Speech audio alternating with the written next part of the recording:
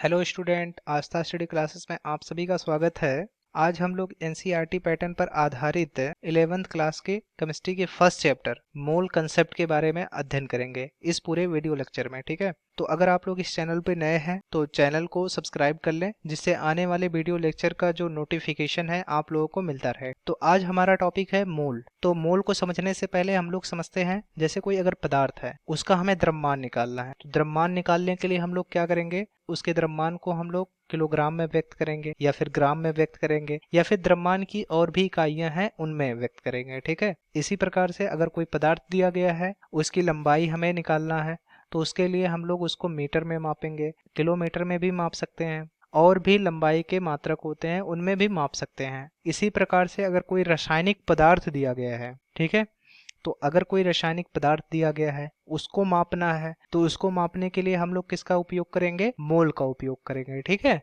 उसको हम लोग मोलों की संख्या में व्यक्त करेंगे, मापेंगे। मान लेते हैं कोई कंटेनर है, इस कंटेनर में ऑक्सीजन भरा हुआ है, इसकी संख्या मान लेते हैं x है। इस ऑक्सीजन को हमें मापना है, ये जो कंटेनर है इसमें ऑक्सीजन भरा पड़ा है, इसको मापना है, तो हम लोग क्या करेंगे, इसको मोल में मापेंगे। तो इसको इस तरह से कहेंगे कि इस पूरे कंटेनर में x मोल ऑक्सीजन प्रेजेंट है। समझ में आया?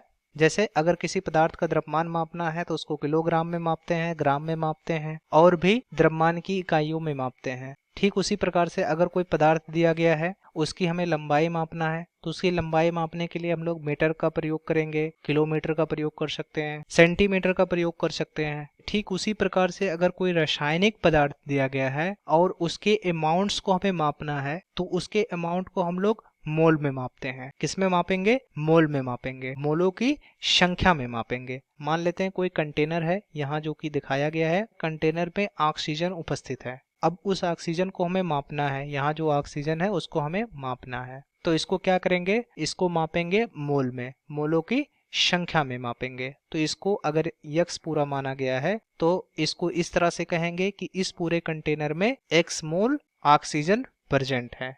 तो यहाँ पर देखिए मोल क्या होता है, मोल जो है रासायनिक पदार्थों की जो मात्राएं होती हैं, अमाउंट्स होती हैं, उनको हम लोग मोलों की संख्या में ही व्यक्त करते हैं। तो कोई भी रासायनिक पदार्थ है, उसके अमाउंट्स को अगर मापना है तो उसको किस में मापेंगे, मोलों की संख्या में मापेंगे। अब अगर एक मोल की परिभाषा हमें बताना हो कि एक मोल क्या होता है, ठीक, अगर एक मोल के बारे में बताना है तो देखिए, मान लेते हैं ये कोई पदार्थ है, ये पूरा पदार्थ दिया गया है, ठीक है, इस पदार्थ का ये छोटा सा हिस्सा है यहाँ पर, ठीक, इस छोटे से हिस्से में 6.02213 इंटू 10⁻23 कण मौजूद है। तो मान लेते हैं पूरा पदार्थ है, इस पूरे पदार्थ में एक छोटा सा हिस्सा है जिसमें 6.02213 इंटू 10⁻23 कण मौजूद है। ठीक, तो अगर इस पदार्थ के इस छोटे से कण में, अगर इस पदार्थ के इस छोटे से पार्ट में, ये जो छोटा सा पार्ट दिया गया है, इस छोटे से पार्ट में 6.02213 इंटू 10⁻23 कण मौजूद है, तो यही पार्ट जो है, ये जो पार्ट दिया गया है, यही पार्ट एक मोल कहलाएगा। ठीक है, इस पूरे पदार्थ का एक मोल कहलाएगा। कौन? ये जो छोटा सा पार्ट यहाँ पर दिया गया है। समझ में आया?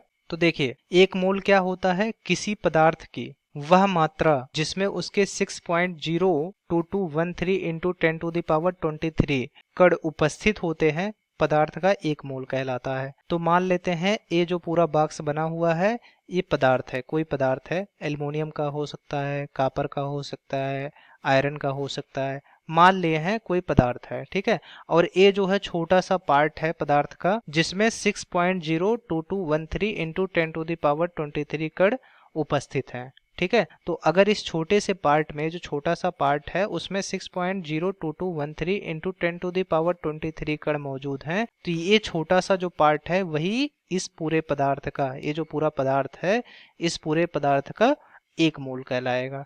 ठीक, तो किसी पदार्थ की वह मात्रा जिसमें उसके 6.02213 इंटू 10⁻23 कण उपस्थित होते हैं, वही पदार्थ का एक मोल कहलाएगा। ठीक, तो ये पूरा पदार्थ था, इस पूरे पदार्थ का एक छोटा सा पार्ट था जिसमें इतने कण मौजूद थे, इसलिए यह पूरा छोटा सा जो पार्ट है वह इस पदार्थ का, इस जो ये पूरा पदार्थ दिया गया है, इस पूरे पदार्थ का एक मोल कहलाएगा। ठीक है, तो ये समझ में आ गया होगा। आगे बढ़ते हैं। अब देखिए, एक मोल कण क्या होता है, एक मोल कण जो है वह 6.02213 इंटू 10⁻23 कण होता है। ठीक, तो एक मोल कण किसके बराबर होता है, 6.02213 इंटू 10⁻23 कण के बराबर होता है। तो ये इंपॉर्टेंट है, एक मोल कण के बारे में बताता है कि एक मोल कण क्या है। तो एक मोल कण जो होता है वह 6.02213 इंटू 10⁻23 कण होता है। यहाँ पर देखिए कुछ इंपॉर्टेंट नोट्स है, उसके बारे में हम लोग अध्ययन करेंगे। तो पहला नोट्स दिया गया है कि एक मोल पदार्थ में उपस्थित कणों की संख्या का मान नियत रहता है, जिसे एवोग्रेडो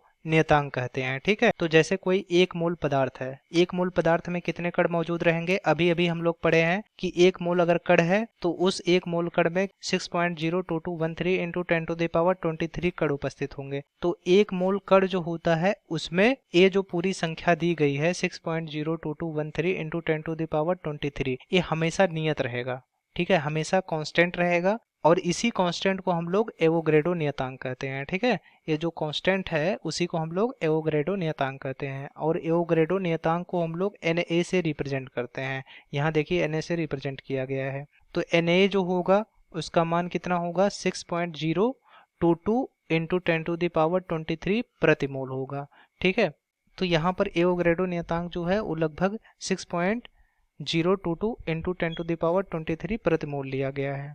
ठीक, अब अगला नोट पॉइंट जो है वो दिया गया है कि पदार्थ और उसकी मात्रा यहाँ दिया गया है, और कणों की संख्या इधर दिया गया है। जैसे अगर कोई पदार्थ है, मान लेते हैं ये कोई पदार्थ है। ठीक है, इस पूरे पदार्थ में 1 मोल CO परमाणु दिया गया है। कितना दिया गया है, 1 मोल CO परमाणु दिया गया है। तो 1 मोल CO परमाणु का मतलब क्या हुआ, उस 1 मोल में 6.022 इंटू 10⁻23 CO परमाणु प्रेजेंट है। ठीक, तो ये कोई पदार्थ दिया गया है, इस पदार्थ का ये 1 मोल दिया गया है। तो इस 1 मोल CO परमाणु में कितने CO परमाणु उपस्थित होंगे, 6.022 इंटू 10⁻23 CO परमाणु उपस्थित होंगे। इसी प्रकार से 1 मोल CO2 अणु दिया गया है।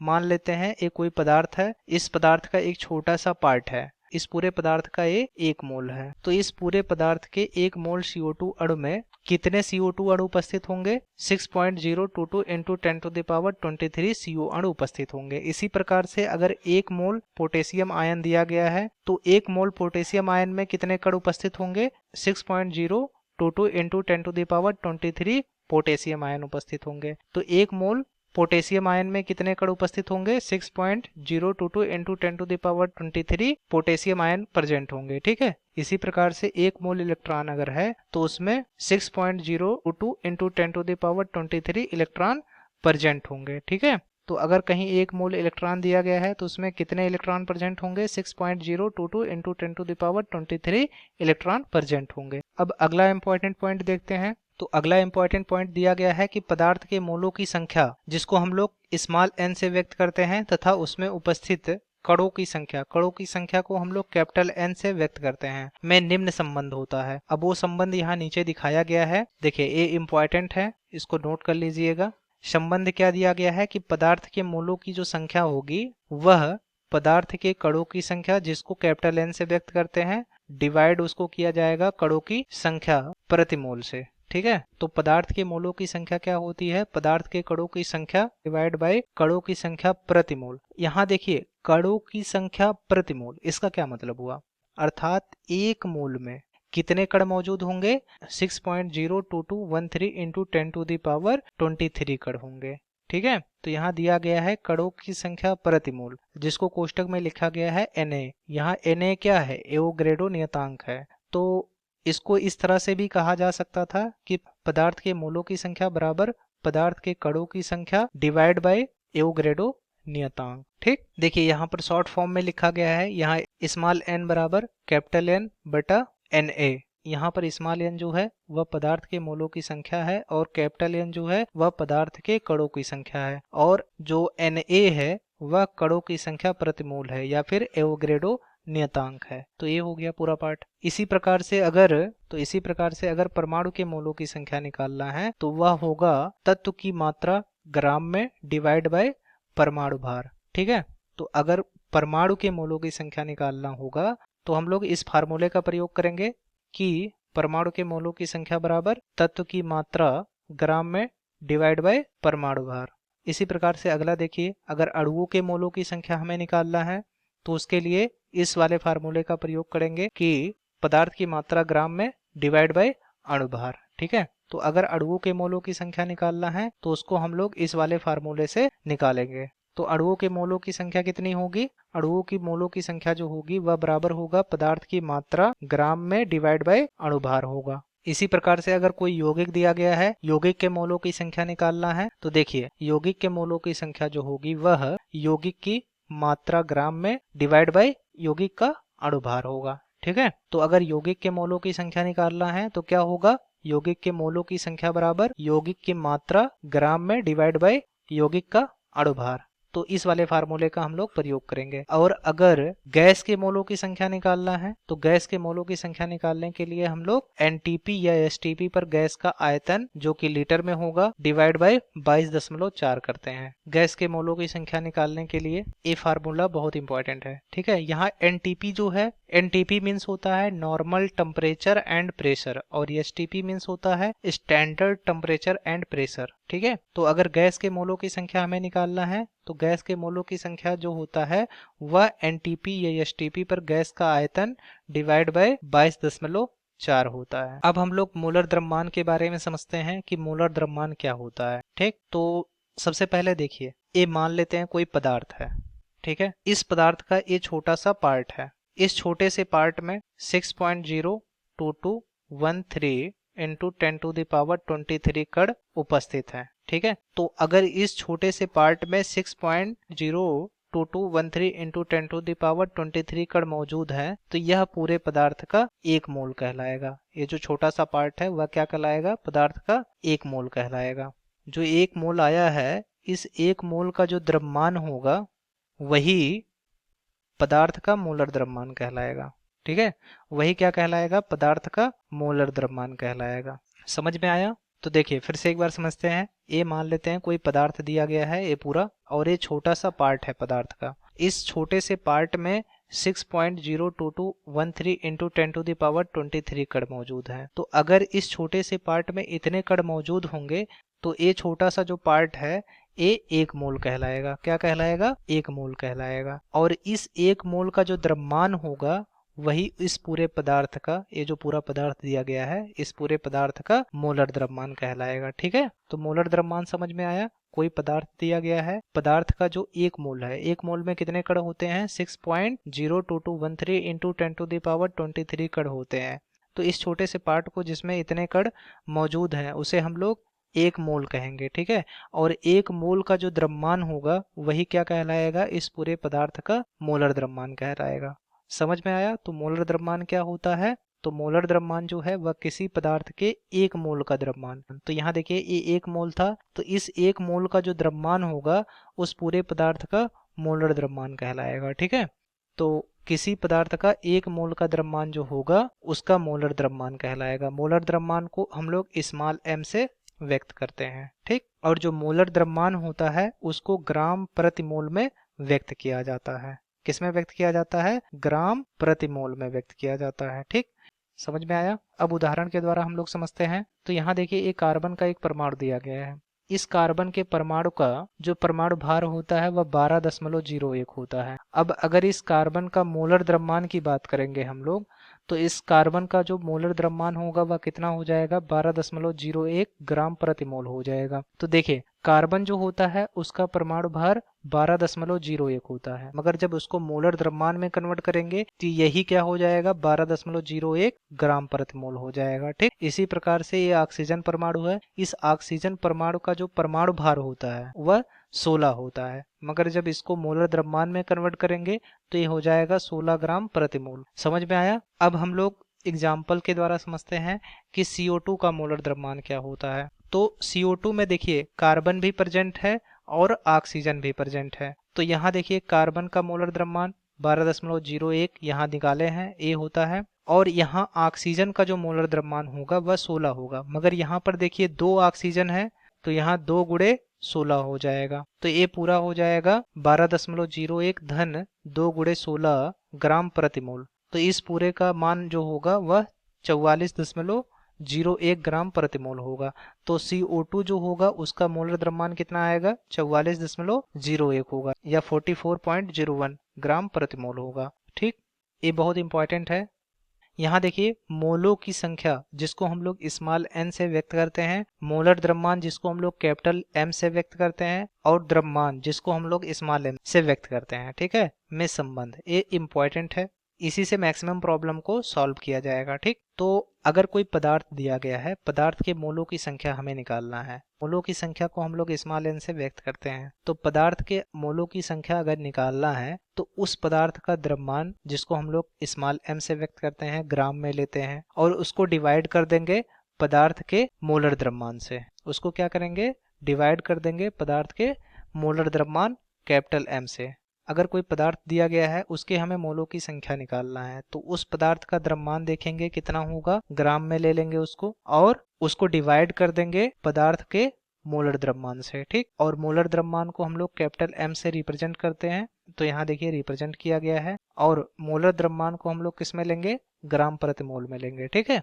ये बहुत ही इंपॉर्टेंट फार्मूला है। देखिए यहाँ पर इसको शॉर्ट फॉर्म में व्यक्त किया गया है। यहाँ पर स्मॉल n जो है वह पदार्थ के मोलों की संख्या है और यहाँ स्मॉल m जो है पदार्थ का द्रव्यमान, उसको हम लोग डिवाइड किए हैं पदार्थ के मोलर द्रव्यमान से। मोलर द्रव्यमान को कैपिटल M से व्यक्त किया गया है, तो ये बहुत ही इंपॉर्टेंट फार्मूला है। तो आपको ये पूरा समझ में आ गया होगा, मोलों की संख्या, मोलर द्रव्यमान और द्रव्यमान में संबंध क्या होता है। पदार्थ के मोलों की संख्या जिसको हम लोग स्मॉल n से व्यक्त करते हैं बराबर पदार्थ का द्रव्यमान ग्राम में लेते हैं, उसको डिवाइड कर देंगे पदार्थ के मोलर द्रव्यमान से जिसको हम लोग कैपिटल M से व्यक्त करते हैं और इसको ग्राम प्रति मोल में लिया जाता है। ठीक, और यहाँ देखिए मोलर द्रव्यमान क्या होता है, कोई पदार्थ दिया गया है, पदार्थ का एक छोटा सा पार्ट है, अगर इस छोटे से पार्ट में इतने कण मौजूद हैं तो वह छोटा सा जो पार्ट है वह इस पदार्थ का 1 मोल कहलाएगा। तो पदार्थ का जो 1 मोल होगा उसका द्रव्यमान इस पूरे पदार्थ का मोलर द्रव्यमान कहलाएगा। ठीक है, तो किसी पदार्थ के 1 मोल का जो द्रव्यमान होगा वही क्या कहलाता है, मोलर द्रव्यमान कहलाता है।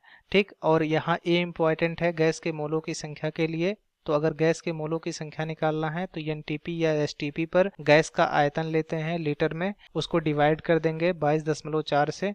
ठीक है, यहाँ NTP जो होता है वह नॉर्मल टेम्परेचर एंड प्रेशर होता है और STP जो होता है वह स्टैंडर्ड टेम्परेचर एंड प्रेशर होता है। इसी प्रकार से अगर कोई यौगिक दिया गया है उसके मोलों की संख्या निकालना है तो यौगिक की मात्रा लेते हैं ग्राम में और उसको डिवाइड कर देते हैं यौगिक के अणुभार से। ठीक है, इसी प्रकार से अगर कोई अणु दिया गया है उसके मोलों की संख्या निकालना है तो वह होगा पदार्थ की मात्रा ग्राम में लेंगे और उसको डिवाइड कर देंगे अणुभार से। ठीक है, इसी प्रकार से अगर कोई परमाणु दिया गया है, परमाणु के मोलों की संख्या हमें निकालना है तो उसके लिए हम लोग इस वाले फार्मूले का प्रयोग करेंगे, तत्व की मात्रा जो कि ग्राम में लेंगे उसको डिवाइड कर देंगे परमाणु भार से। ठीक है, इसी प्रकार से देखिए अगर कोई पदार्थ दिया गया है उसके मोलों की संख्या हमें निकालना है तो पदार्थ के कणों की संख्या जो कि कैपिटल N से व्यक्त करते हैं उसको डिवाइड कर देंगे कणों की संख्या प्रति मोल से। ठीक है, कणों की संख्या प्रति मोल को हम लोग एवोग्रेडो नियतांक भी कहते हैं। ठीक है, तो यहाँ देखिए रिप्रेजेंट कर दिया गया है इसको। एवोग्रेडो नियतांक जो होता है वो हमेशा कांस्टेंट रहता है और इसका मान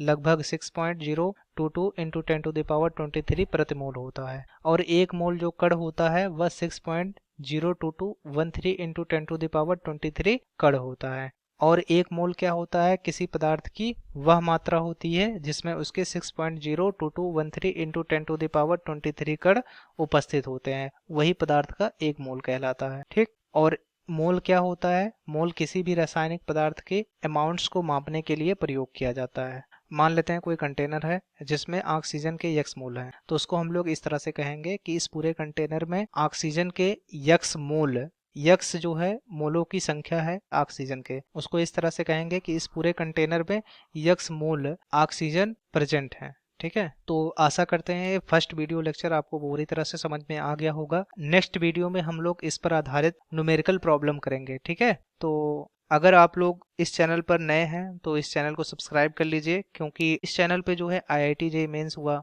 IIT एडवांस हुआ, नीट हुआ, UPTU हुआ, यूपी बोर्ड के स्टूडेंटों के लिए ये बहुत ही महत्वपूर्ण चैनल है। तो थैंक यू गाइस।